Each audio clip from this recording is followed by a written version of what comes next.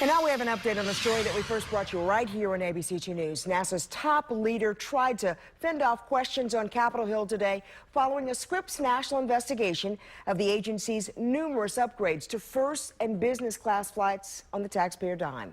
Mark Greenblatt has the latest on this story.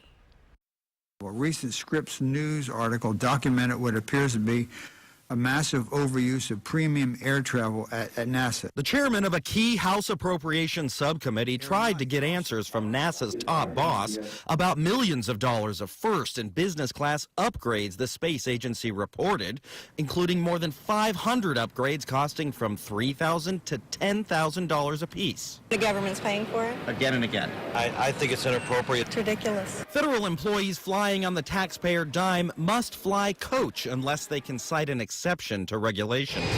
And NASA did just that for many of Bolden's upgrades, noting the trips lasted longer than 14 hours, which is the reason the agency says it allowed Bolden to upgrade to business class to fly from Beijing to Washington with another top executive, Michael O'Brien, paying more than $16,000 each. Combined, it's enough for 34 separate tickets at the going coach rate.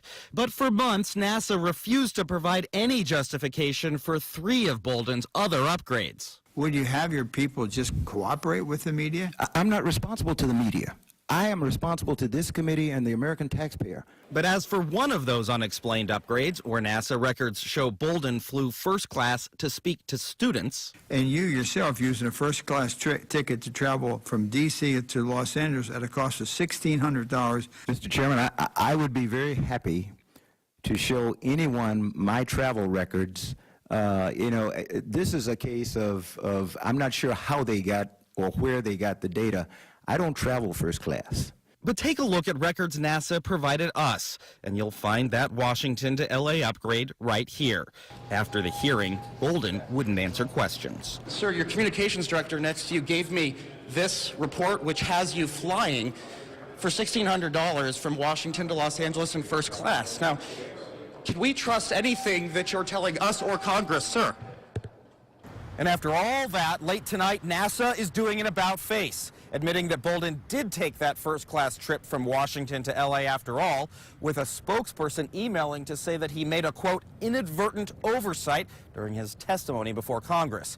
Still no word back yet on our other unanswered questions. Mark Greenblatt for the Scripps National Bureau on Capitol Hill. Now, Bolden testified that he gets some upgrades using frequent flyer miles, but to date, NASA has provided no proof of that. For more on this story and to see NASA's travel reports, head to our website at abc2news.com.